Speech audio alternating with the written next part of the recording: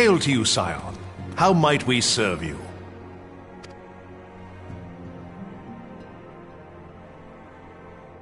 Commander Leveilleur bade you serve us? These are welcome tidings indeed. Given the sensitive nature of the task, I could not rely on one of my own.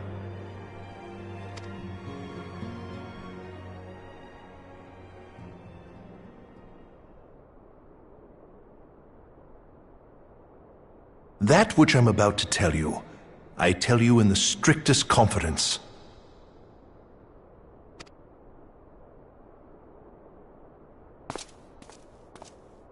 Some days ago, we received certain documents from an anonymous source. They notified us of the presence of a Garlean agent within the ranks of one of the Grand Companies. Following some discreet inquiries, we identified a suspect among the Immortal Flames, whom we detained for questioning. Alas, the man was not our agent. He was but one of many men in the agent's employ.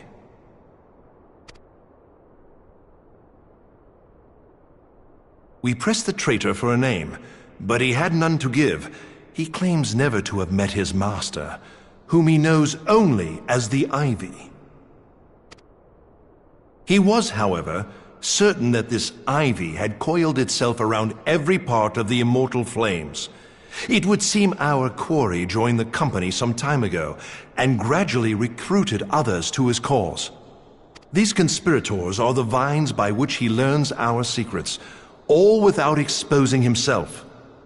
It won't be easy to identify the Ivy amidst this tangled mass of subterfuge, but we have a tendril in our hands, and we shall follow it all the way to the gnarled root.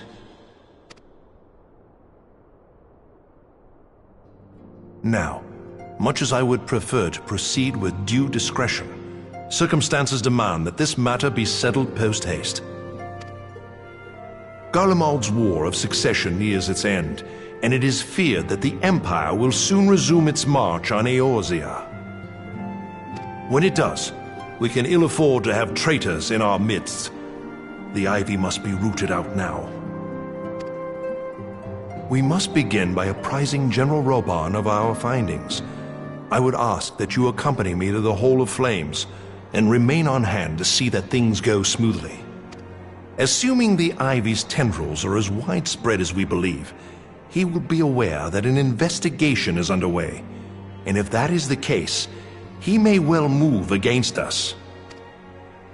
We must be prepared for anything, while taking care not to betray our purpose by seeming prepared. A simple enough task for a one-man army like you.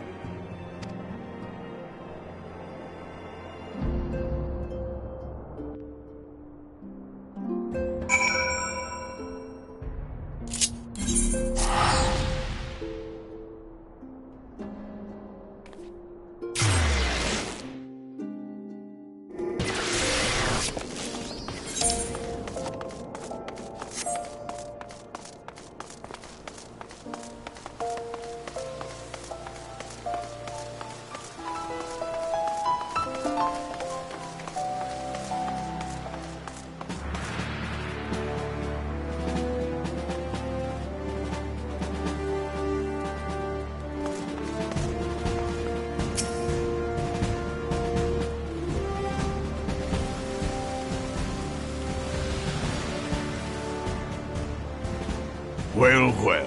What brings you here, my friend?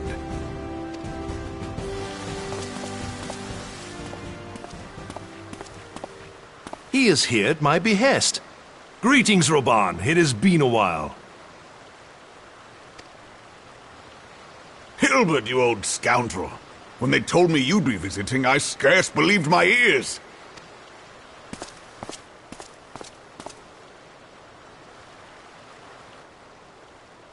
But look at you! The honored captain of the Crystal Bloody Braves. Who'd have imagined, eh? Not many, but fewer still would have imagined your destiny lay in politics, old friend. Aye. We've both come far, have we not?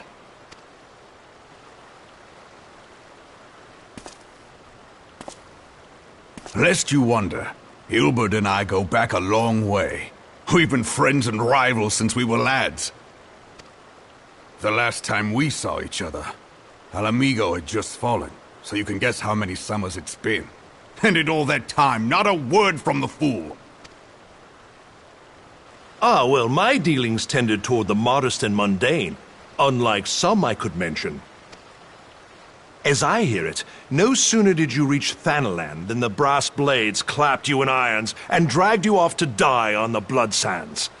Being a stubborn sort, you won 1,000 matches and earned yourself a place in the people's hearts while you were about it. Then, with your mountain of prize money, you bought the Colosseum and secured a seat on the Syndicate. Those balls, brother! Rags to riches does not do it justice. You're a hero to the common man. Bah, spare me. I am no hero. If anyone is worthy of that title, it's our friend here. Next to him, I'm little more than a glorified butcher. But you, Wilbert, you sell yourself short.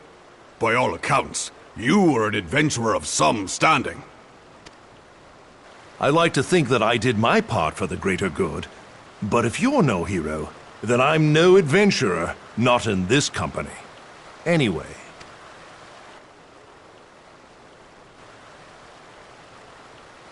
I have tidings. So there has been progress. I've let it be known that this meeting is a reunion between old friends. None will give your visit a second thought. To convene elsewhere would only attract attention. Let us speak here, in plain view of all.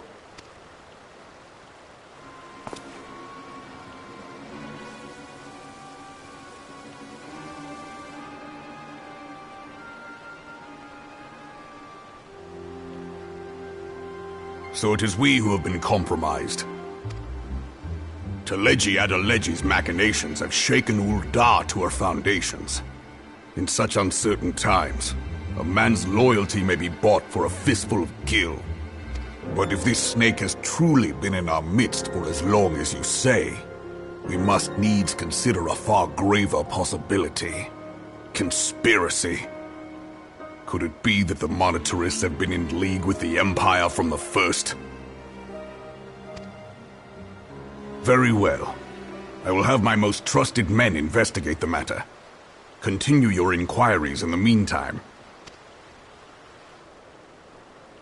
It does me well to see you again, old friend. When next we meet, let it be over a flagon of ale. I look forward to it. Let us reminisce of bygone days, and drink to the future of our homeland.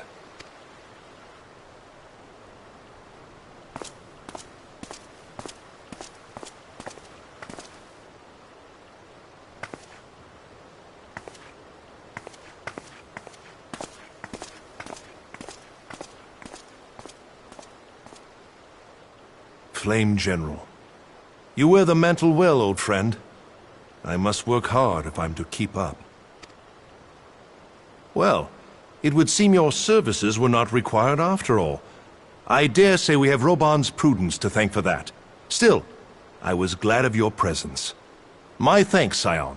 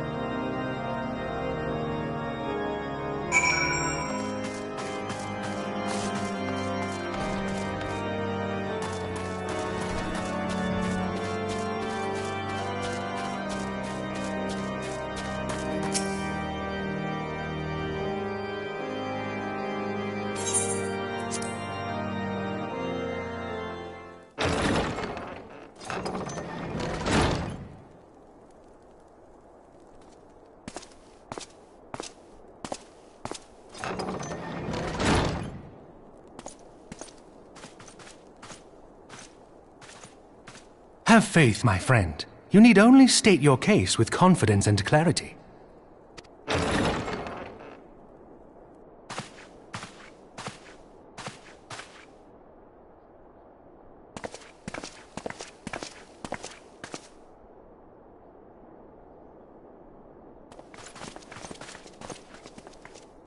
Commander Leveilleur, it is both an honor and a pleasure to meet you.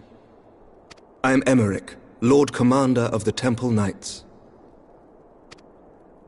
Alphinaud Leveilleur, at your service. Your reputation precedes you, Sir Emmerich. I think we will find that we have much in common.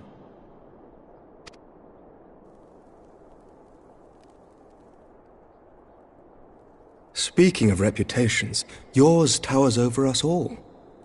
Does it not? It does indeed, Lord Commander.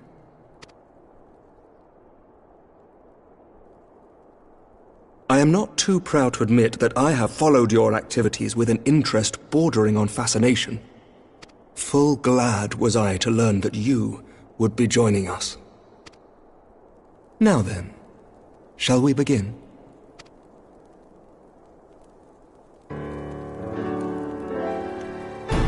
We know full well that the Garleans will return in force ere long.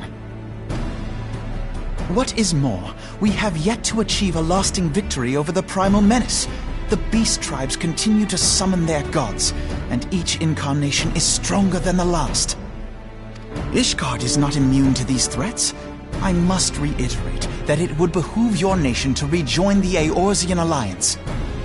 Once again, I must respectfully disagree. On what grounds?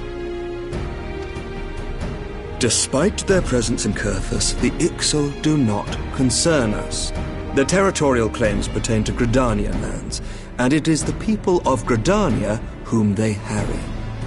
Consequently, the Holy See judges this to be a Gridanian affair, and Ishgard does not intervene in the internal affairs of other nations. Even were that not the case, our forces are wholly committed to the Dravanian conflict. We have not the knights to spare. As for the Garleans, we are not ignorant of history. We have observed the rise and expansion of the Empire, and we agree that it is only a matter of time before they resume their campaign in Eorzea. Then surely it would be in our best interests to present a united front. Mayhap one day, but not yet. Gaius van Belsar is dead, and the legion of conscripts he left behind lacks the will to fight. We think it highly unlikely that they will emerge from behind the walls of their castra for some time. Forgive me, but if Ishgard's position has not changed, why did you agree to this meeting?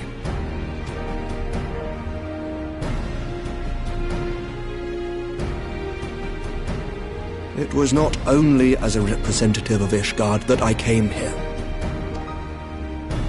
Pardon? It is not within my power to change Ishgardian policy, regardless of my personal feelings. There is, however, one area in which I may exert a measure of influence. Concerns have been raised over the supplies House Fortin has offered to Revenant's Toll. These have led to calls for restrictions on the provision of aid to foreign powers. I can ensure that the shipments continue unabated. Sir Emmerich, we would be in your debt. No, you would not, for I require something in exchange.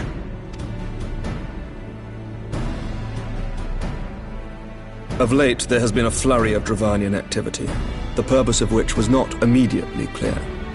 However, our astrologians have since observed alarming changes in the heavens. The dragon star waxes unnaturally bright, and there are whispers that it portends the resurrection of Midgard-Sorma. The fallen guardian of Silvertear Falls? That's absurd.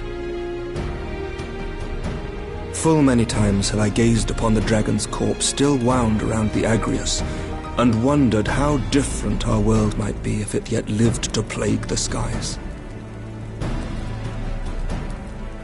I do not know, And I do not wish to know, nor does any son of Ishgard. Yet the mere presence of Dravanian forces is not sufficient grounds to send knights to Mordona, whatever our astrologians say. As I told you before, we have not the forces to spare. But we do. So you will intervene on our behalf if we agree to watch over the Keeper of the Lake. Do you accept these terms?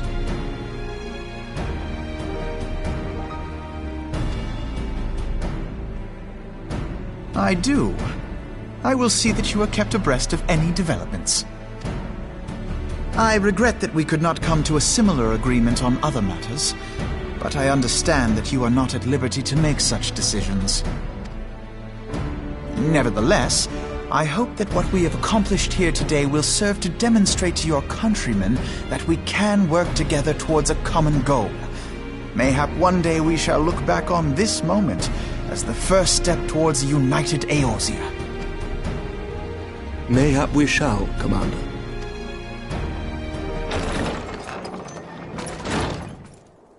What is the meaning of this?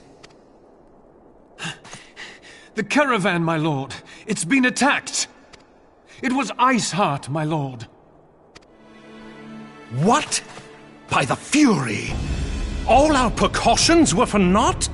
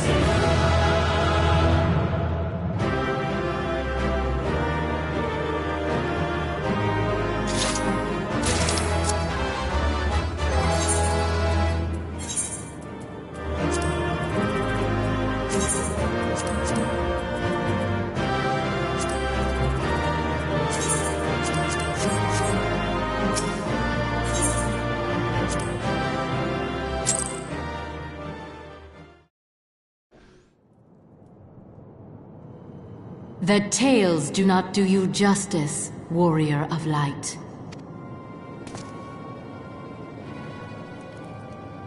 Yes, I know who you are, and you know who I am. I was given the name Izel, but I earned the name Iceheart.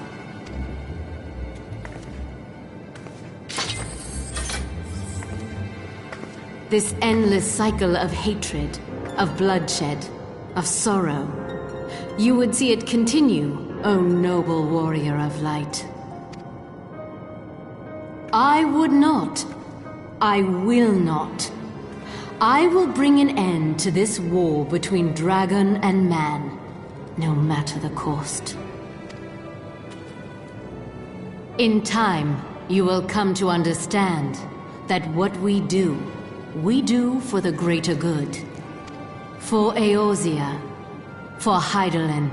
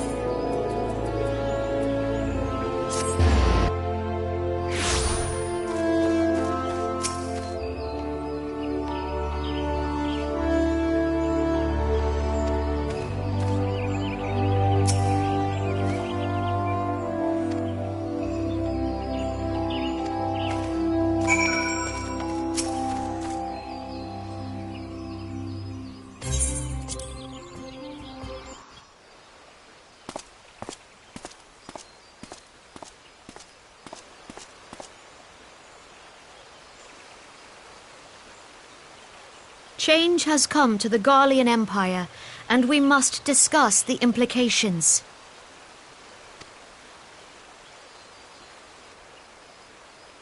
The rumors are true, then? The War of Succession is ended? It is. A new emperor reigns in Garlermald. Who?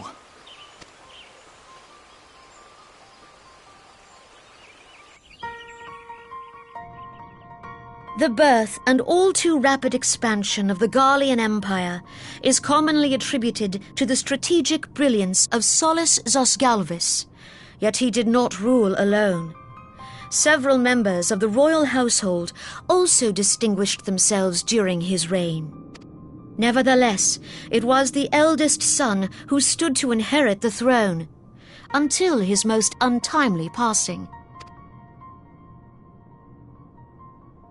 I thought us fortunate when I learned that the Emperor had died without naming a successor.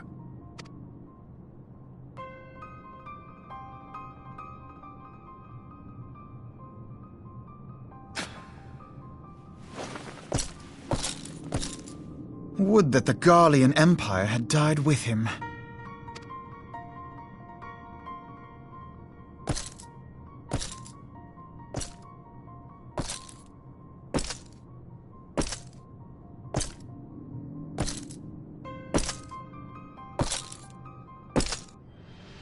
'Twas the grandson and his uncle who had the strongest claims, was it not?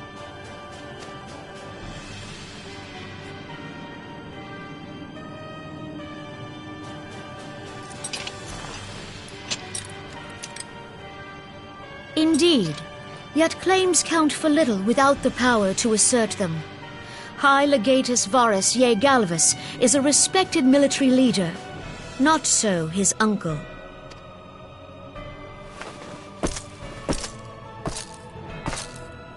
So young Varus has torn the crown from his uncle's grasp and taken his place at the head of the Empire.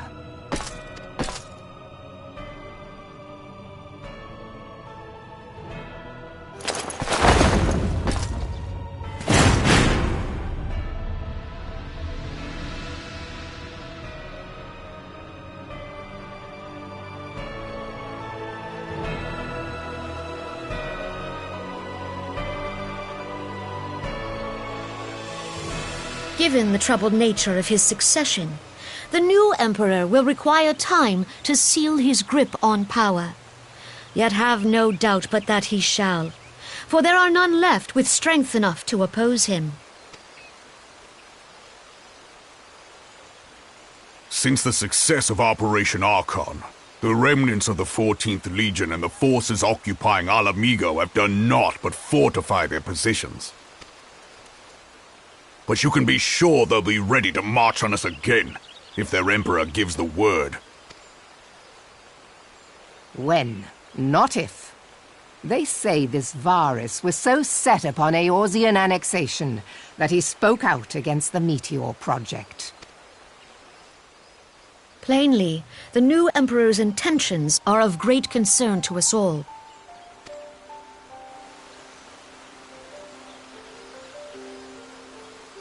I propose that we set aside the Cartno dispute for the present, and discuss what measures the Alliance might take to prepare for a resumption of hostilities with Garlermald. Moreover, I move that we re-examine the question of how our former allies in Ishgard might be persuaded to retake their place at our side. Could Eorzea but stand as one, 'twould deal a grave blow to our enemies' ambitions.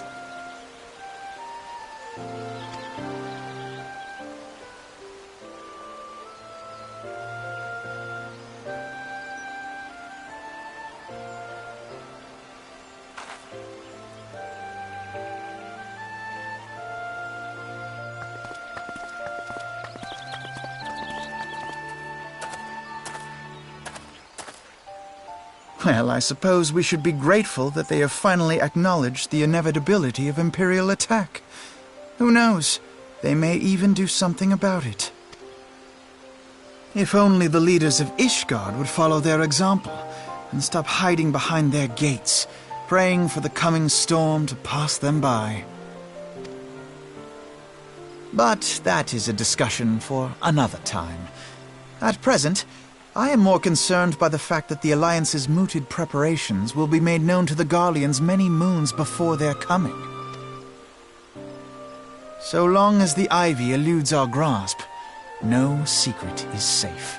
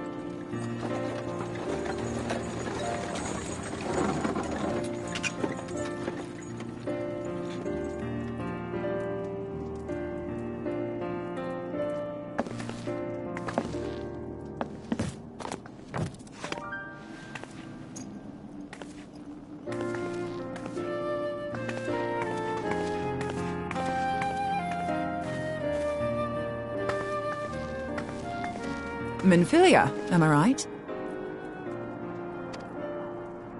None other. I bid you welcome to Revenant's Toll, and thank you for traveling so far on such short notice. As if I could ever say no to Urianger. Moonbreeder is an accomplished Sharlayan scholar and an authority on aetherite technologies. She has played an invaluable role in our search for a means to capture Ascian souls. Charmed, I'm sure.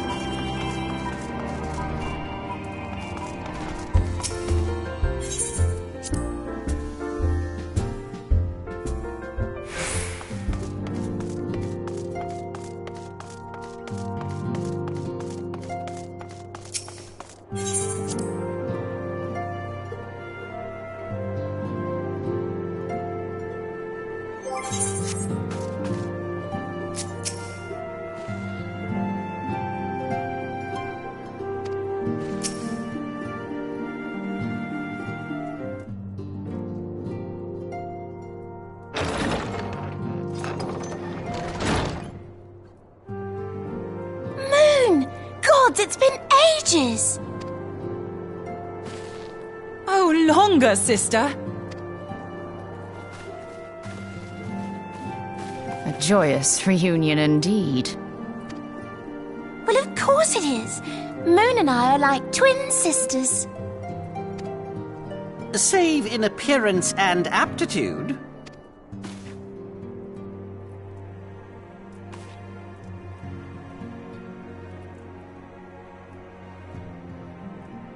Everyone, if I could have your attention. We have with us an esteemed guest who has come from Sharlayan to assist us. I bid Moonbreeder join us here that she might share with us her extensive knowledge of aetherites. Also, as many of you are already aware, she has been overseeing our research into white auracite, a sample of which she has been good enough to bring with her.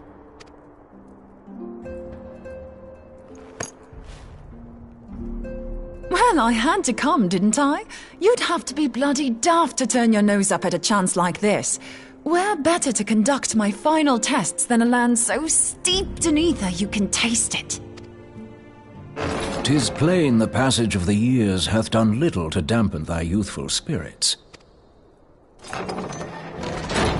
and nothing at all to reform thy youthful manner.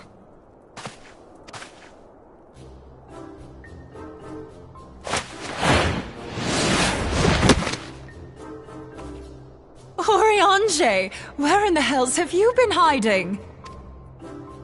Unhand me.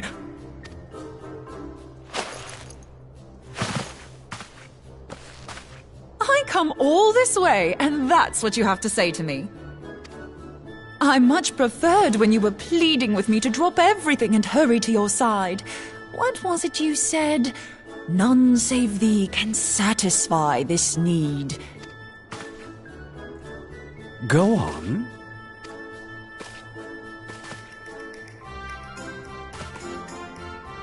Thine artless attempts to misrepresent mine all too innocent motives do thee little credit. Mine intent, as well thou knowest, was but to impress upon thee the gravity of the circumstance. Lest thou doubt, a deiform entity shall shortly be summoned, save if thou and no other grantest my compeers thine aid. You still haven't found it, then? Your missing aetherite? We have not. No. We know that Iceheart teleported to an aetherite not far from the first.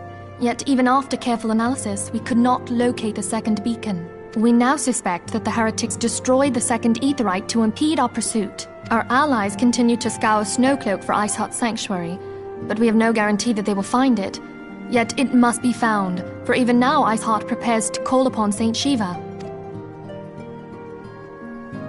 I'm sorry, but if the aetherite's been destroyed, then that's that. Although, you're absolutely sure she used the first aetherite, are you? She didn't just use teleportation magics? One of our own bore witness to her escape. I can say with absolute certainty that Iceheart used the aetherite.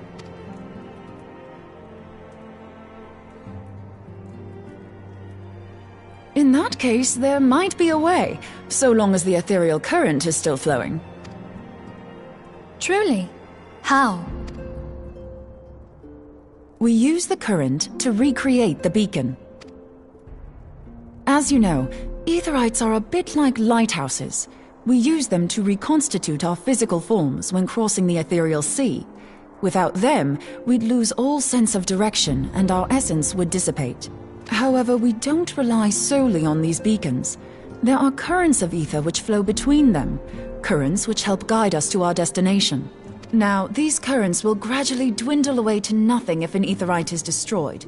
But if even a sluggish flow remains, we could theoretically use it to direct a surge of concentrated ether towards the void left by the beacon, and thereby fill it up again. Like opening the floodgates to fill a dry riverbed. Though, correct me if I'm wrong, but would we not need a veritable reservoir of ether? In concert, we might manage to channel a sufficient volume, yet that is not my chief concern. To direct the flow of so great a volume of ether with the requisite precision would be a nigh impossible task in itself. I barely succeeded in facilitating travel to an unattuned beacon. That which you describe sounds considerably more difficult.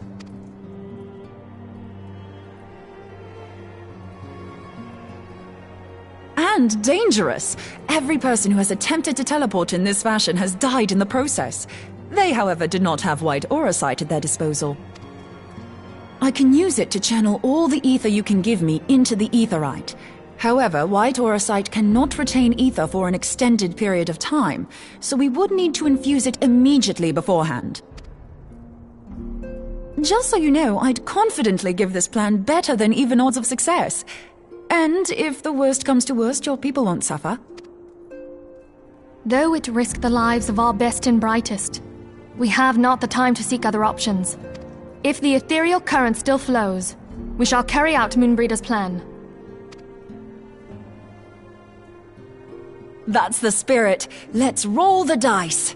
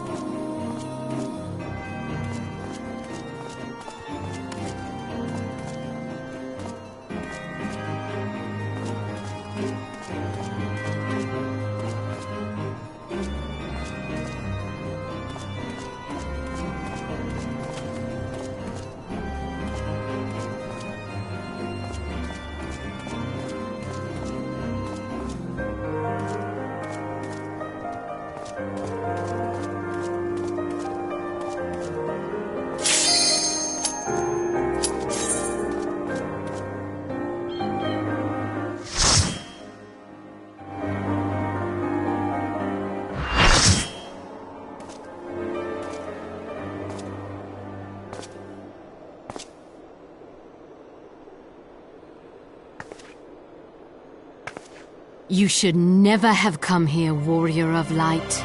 I labor only to forge a lasting peace. A peace you would deny us out of ignorance and blind faith. No matter. If it is our fate to be at odds, then it is mine to strike you down.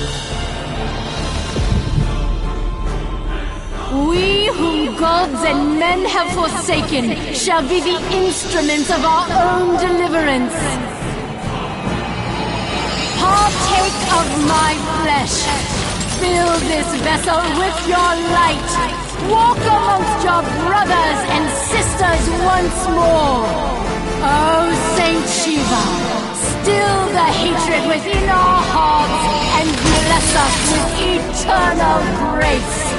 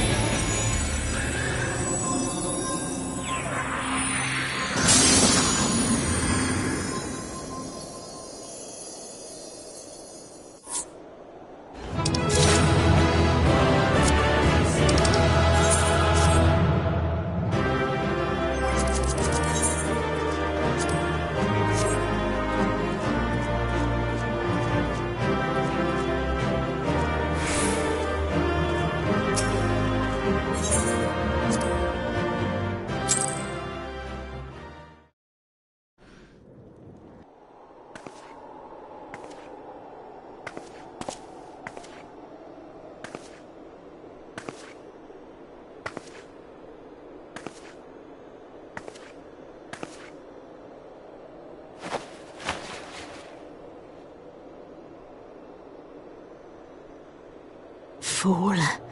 Blind, bloody fool.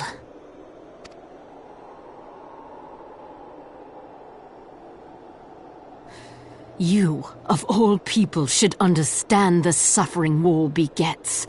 That no sacrifice is too great if it brings an end to the violence.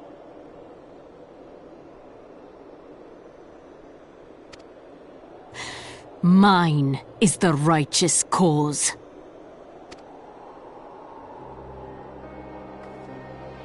You fight in a war you do not understand. A pawn of liars and schemers. And they are no less ignorant than you, following the creed of their fathers without question, never thinking to ask why. Trapped in a delusion of their own creation, and blind to the truth.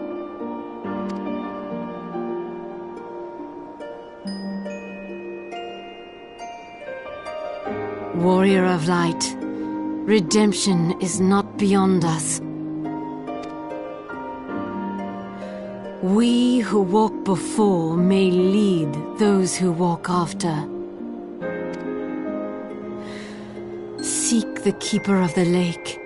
See with eyes unclouded.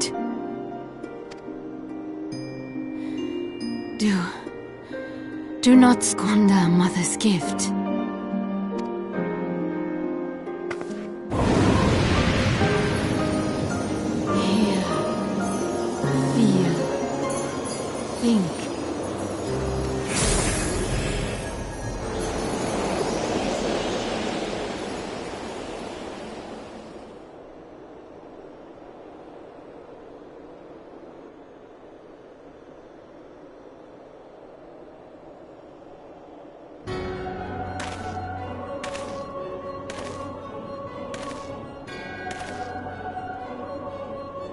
And so the vessel withdraws, a predictable outcome. Nevertheless, La Habrea will be pleased. How unfortunate.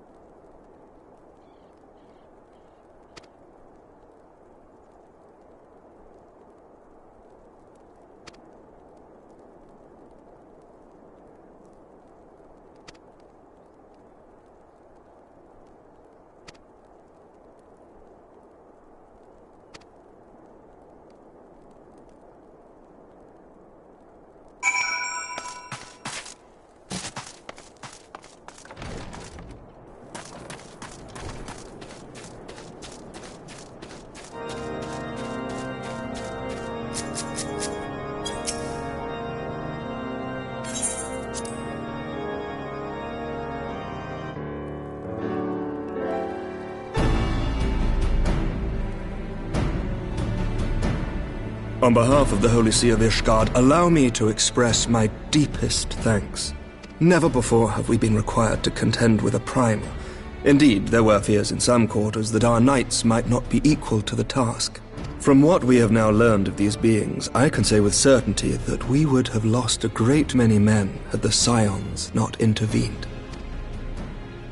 Then the argument for preemptive action should be self-evident. Perchance now you will reconsider my proposal that Ishgard move against Nautalon.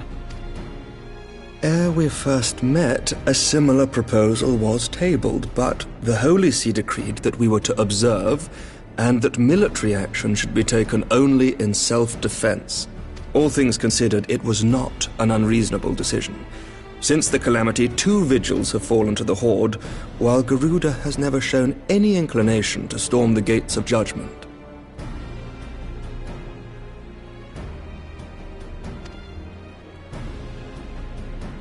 Which is why this unprecedented crisis and its resolution may prompt a change in policy. You who have faced these primals know well the threat they pose. Ishgard did not. Not until now. And there is naught like a brush with death to change a man's outlook. At the very least, this should silence any lingering objections to our arrangement with Revenant's Toll. The Holy See may even feel moved to grant us its formal endorsement. So far as it is possible, the Scions shall be compensated for their service. We should be grateful for any aid you can provide. As a gesture of good faith, I shall withdraw my previous request. Your people are doubtless needed elsewhere. That will not be necessary. We too have a vested interest in watching Dravania's movements. I see. Once more, I must thank you. Sir Emmerich, if I may, do you truly believe that Midgard-Zoma could return? The heavens are a window unto truth, but those who interpret their movements are not infallible. I requested your involvement as a precautionary measure. But of course! You sought an excuse to compensate us from the first, mindful of what would happen if Revenant's toll were taken by your enemies. Ishgard is not wont to aid its neighbors, but that does not preclude it from manipulating them to serve its own interests. Choose your next words carefully.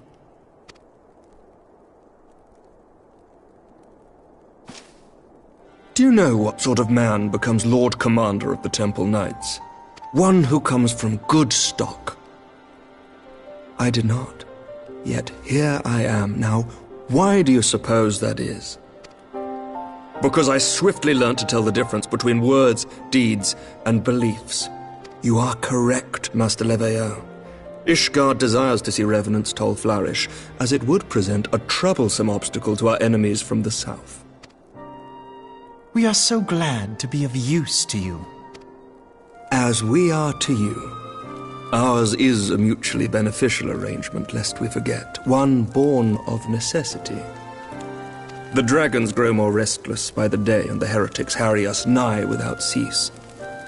We have contended with such troubles for centuries, but there are limits to even our endurance. Yet as a pauper is loath to part with his meagre possessions, the leaders of Ishgard are not wont to render up their trust to outsiders.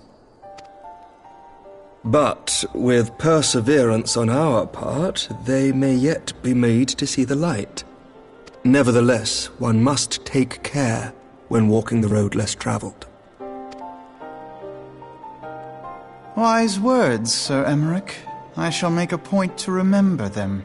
I must apologize for my earlier outburst. I hope it will not sour our good relations. Not at all. You but spoke from the heart. I trust you understand that at times my duties may prevent me from meeting with you. On such occasions, my second-in-command will speak for me. Lucia, at your service. Pray excuse our reticence. We are but wary of speaking too freely, lest our sentiments be made known to our enemies.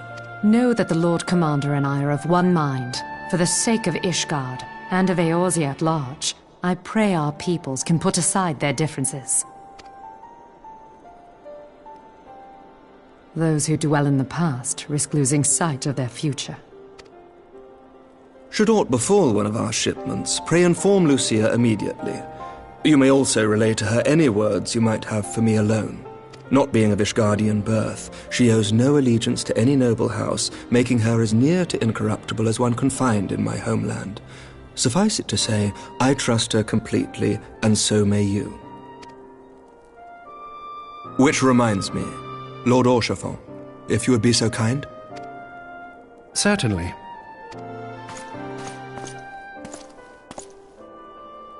In times such as these, trust is ever in short supply. Mayhap this will go some way to rectify the problem. The results of our investigation into the heretics' recent attacks, as well as our interrogation of the merchant you detained. Sir Emmerich, I cannot thank you enough. Think nothing of it. Ishgard may be many things, but it is no friend to Garlermald. Did I not tell you to have faith, my friend?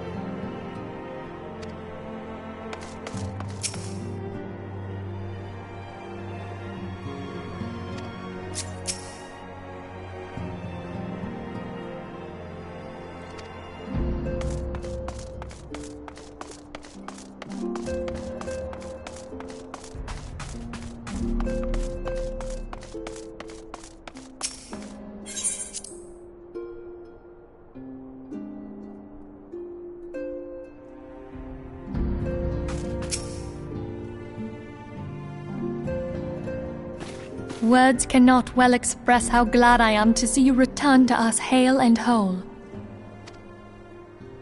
Needless to say, I am most eager to hear your account of that which occurred in Kurthis, assuming you're ready to speak of it. Excellent. I shall summon the others at once.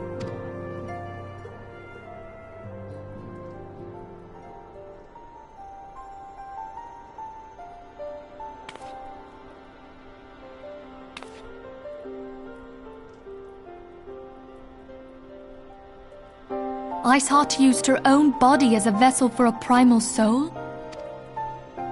Master Louisoix's writings make no mention of such a possibility. Can we be certain this entity was a primal? As certain as we can be that good King Mogglmog XII was a primal, I should think. Both were ostensibly summoned. Let's not quibble over definitions.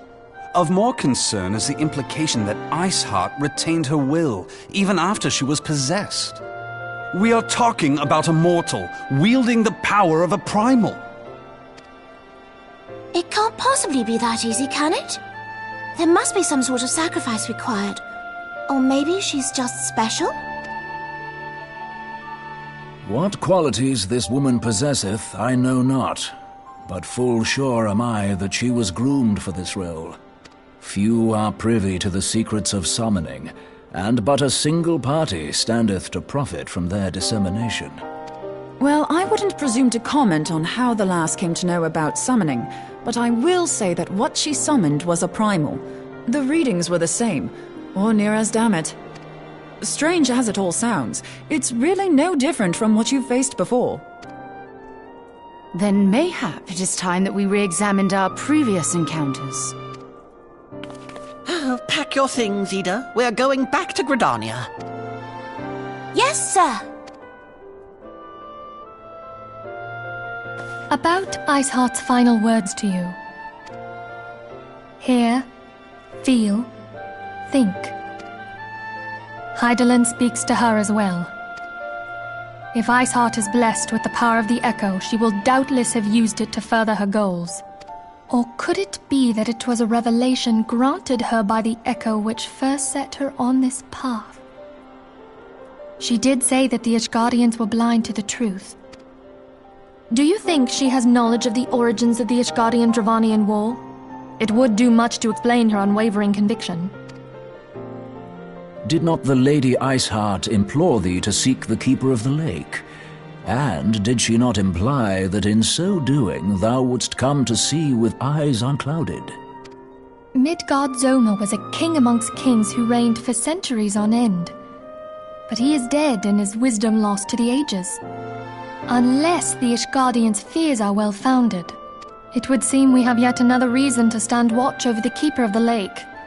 For a mercy, we are well positioned to do so. Iceheart, Shiva, Ascians, and Midgard-Zoma. I shudder to think how they're all connected.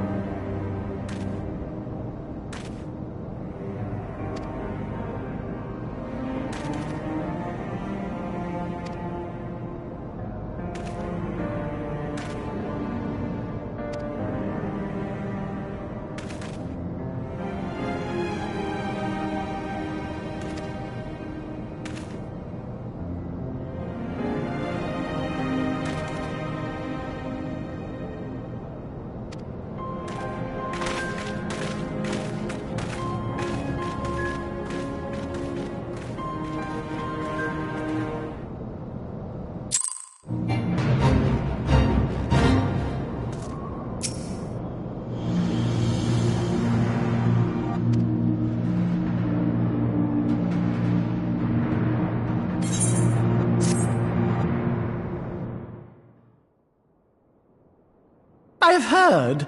Truly bothersome business. No, I do not foresee a problem on that front. The main concern is Roban. There is no telling what the brute might do. Have the Blades watch him in the flames day and night. You may leave the Sultana to me. I shall personally attend her grace.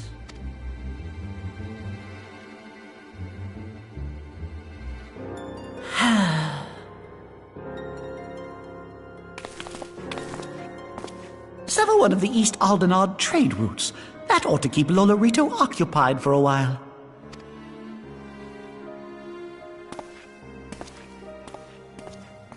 Nanamo Unamo.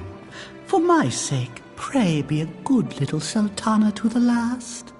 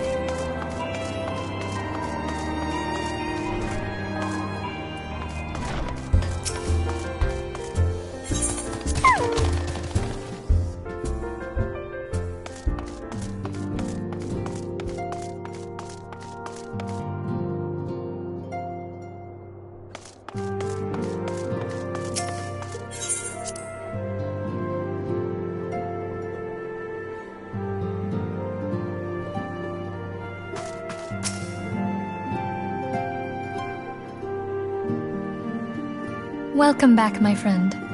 I have already received word from Alfino. To think that Flame Marshal Huayu was the Garlean agent. I know not what to say. Together with Roban, Eileen lent us much-needed aid at the time of our Order's founding. She was particularly passionate about the need to tackle the primal threat. When we discussed the subject, her eyes fairly shone with determination. Whatever else she may have been, I choose to believe that it was her true self with whom I spoke then. But now is not the time to dwell on such matters. I have an important announcement to make regarding our effort to defeat the Scions. We shall begin as soon as everyone is assembled.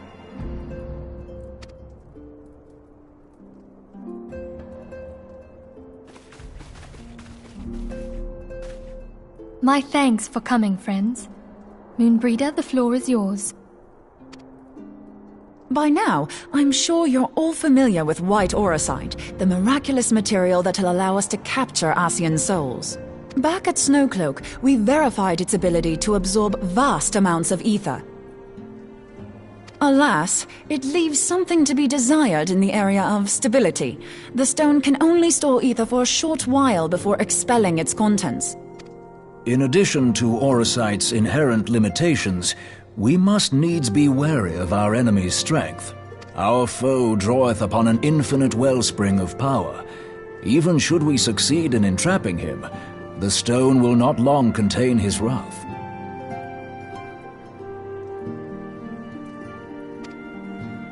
Meaning that, if we want to kill the swine, we'll have to be quick about it.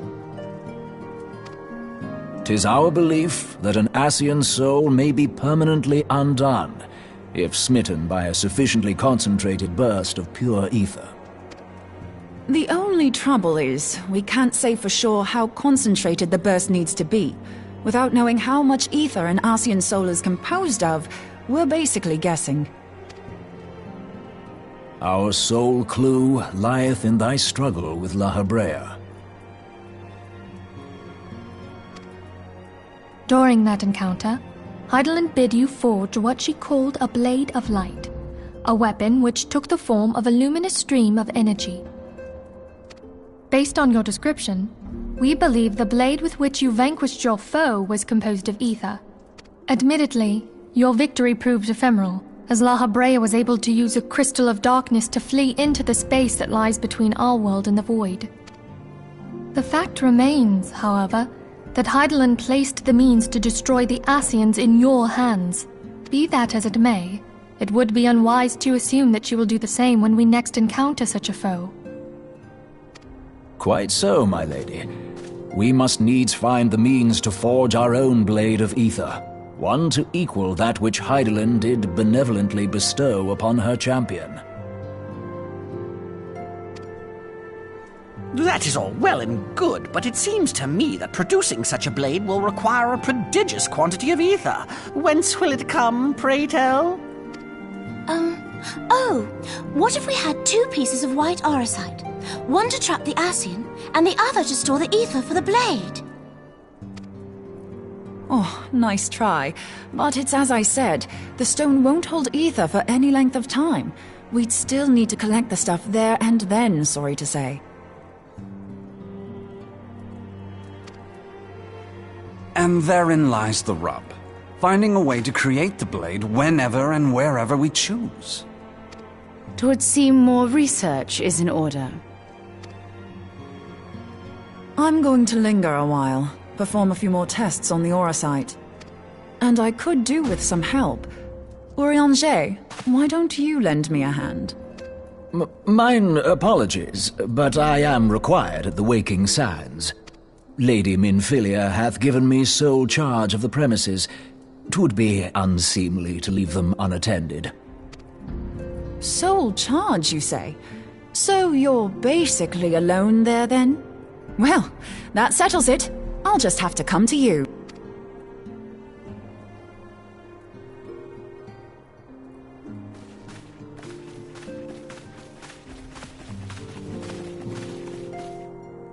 While you were afield, word arrived from the Sharlayan motherland. You will recall that a survey party was dispatched to investigate the incident at the Isle of Vow. What they discovered was troubling, to say the least. According to the report, the isle has been erased from existence. 'Twas as if a hole had been torn in the very fabric of reality. Aye, yet the mystery endeth not with the isle's disappearance. It hath come to light that a number of scholars in various other locales were reported missing at a similar juncture. What's more, they all had something in common with the head of the students of Baldessian. Every last one of them was researching a phenomenon called dimensional compression, or the rejoining as the ancient texts call it. I'll be damned if that's a coincidence. All indications suggest Ascian involvement, but I sense that a force greater still is at work. The entity the Dark Beings call the One True God. We must pray that my dear friend Kryl regains consciousness soon. If she bore witness to the Isle of Val's final moments, she may be able to shed some light on this mystery.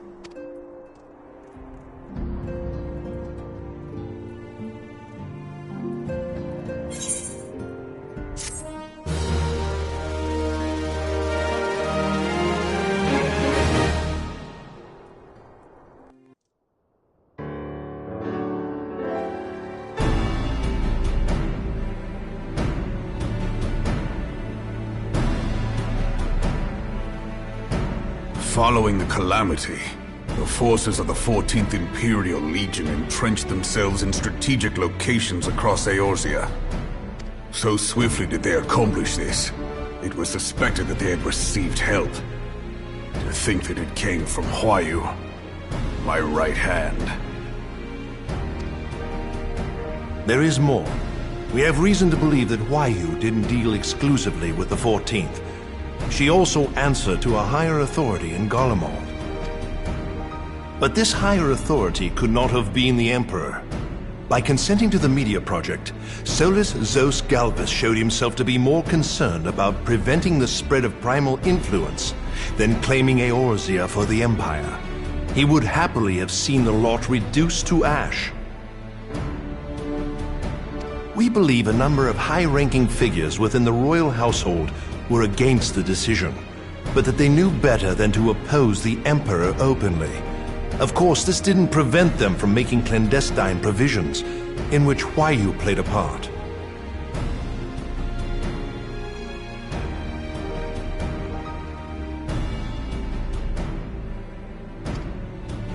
Alas, these provisions did not prevent Garlermald from falling, and the ensuing chaos changed the face of the realm forever.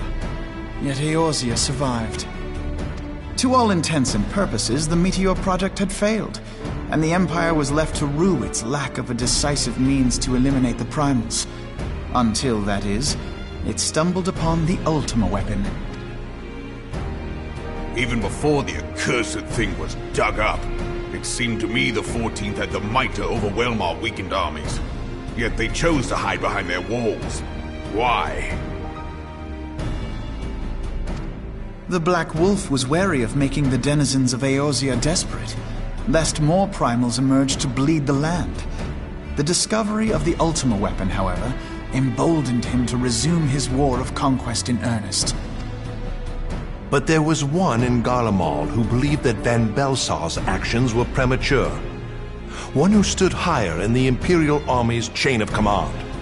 He ordered the legatus to halt his advance, only to find that the Black Wolf had slipped its leash, and that the 14th now acted alone.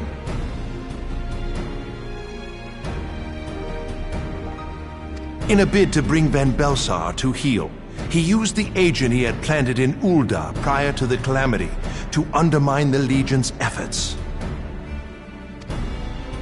A man who outranks Van Belsar, yet opposed the late Emperor's decision to annihilate Eorzea. This could only be the former High Legatus of the Garlean army, now known as Emperor Varus Zos Galvus. So he was Huayu's true master. But one of several in actual fact. We've learned that even as Huayu served the Empire's interests, she sold Imperial secrets to a certain faction in Eorzea. In so doing, she helped to maintain the status quo, thus prolonging the conflict. Considering who stands to profit from war, it isn't hard to imagine who her other masters were. Seven hells! You mean to say that she was a double agent? Triple, if you consider her services to Van Belsar and the new Emperor as separate. As neatly as these pieces seem to fit, one aspect of the puzzle remains unclear to me. By whose will was the Marshal feeding intelligence to the heretics? And try as I might, I fail to see how aiding their cause would profit either her Imperial or monetarist masters. Could it be that another hand is at work here? If so, Huayu must be made to reveal whose it is.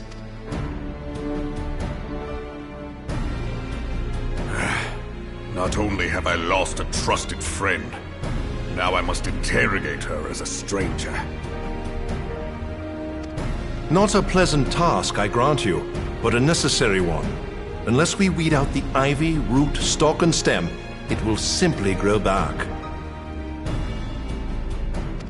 I know that full well. Those closest to Huayu have already been detained, and I will question them alongside her. General, pray keep in mind that there may be unwitting abettors among them. All will be treated fairly. On that you have my word. Those who are innocent have no cause to fear. You have ever been a friend of truth, General. I hope the unpleasant task of weeding out falsehood will not detain you too long. Though it be for the sake of Eorzea, doubting one's comrades is poison to the soul. And with that, I take my leave.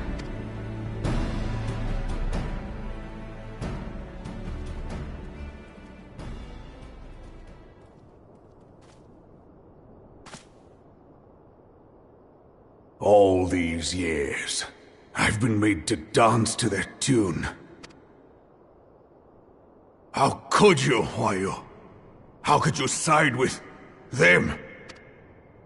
Those cankers who take from this land and give naught in return, who use their power to disempower and grow fat while the people starve. I know you can hear me, monitorous scum!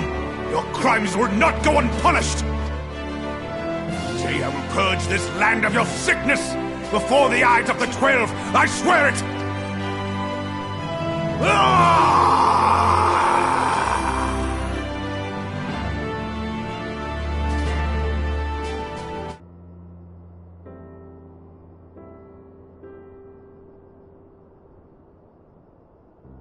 I shall have no further need of you this day. Your Grace.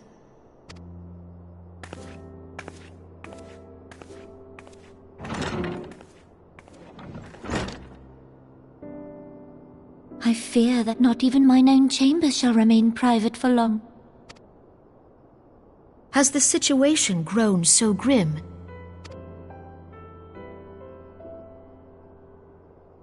Ever since you proposed the Cardinal Reclamation Bill, Teleji Adeleji has risen to greater prominence upon the backs of impoverished refugees.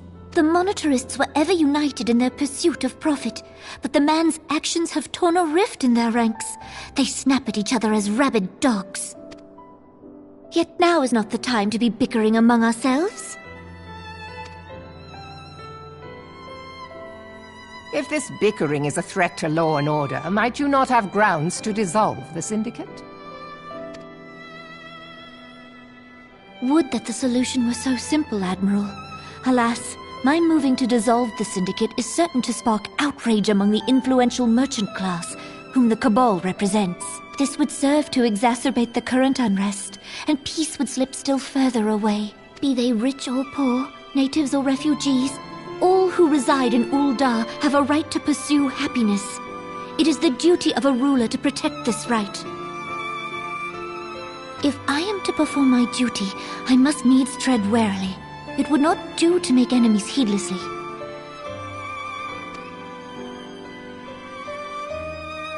Were Lord Lolorito here, he would doubtless say that I have my head in the clouds. A ruler is required to take a wide view. Try as we might to cater to all needs, some will inevitably be overlooked. As such, there shall ever be citizens who feel aggrieved. It cannot be helped, but as you have informed us, the Monetarists take no view but their own. They hunger for power while the masses starve.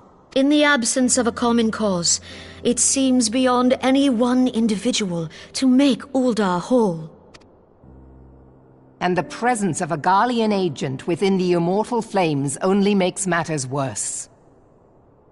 Even accounting for Ul'dah's historic reliance upon mercenaries, such a grievous breach of security is unprecedented. I fear this business will provide the Monetarists with a rod to beat Rauban.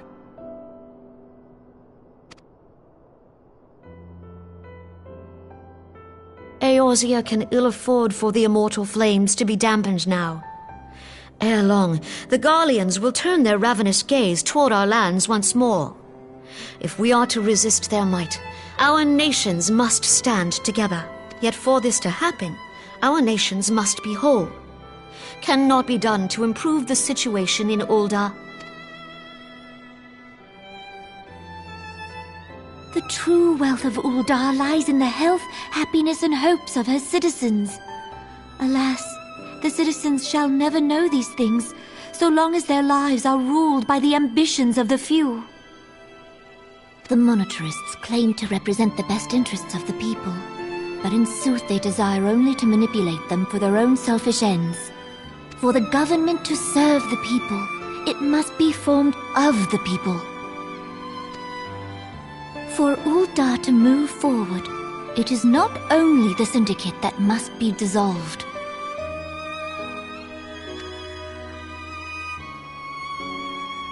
Nay, you jest.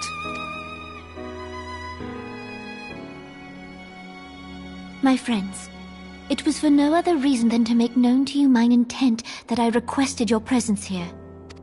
When I make my declaration to the people, chaos shall inevitably ensue. As the last monarch in the line of Ul, I make unto you this request. Help Roban to preserve order and protect the people. Forsake them, and you forsake yourselves. For a strong Eorzea will ever have need of a strong Ul'dah.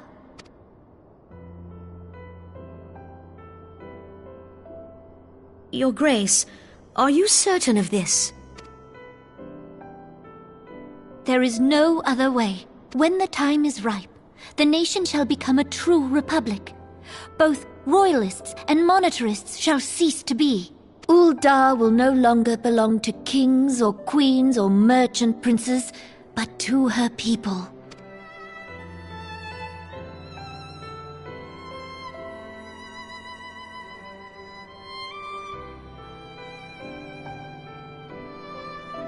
Roban, forgive me for casting aside all that you have toiled for in my name.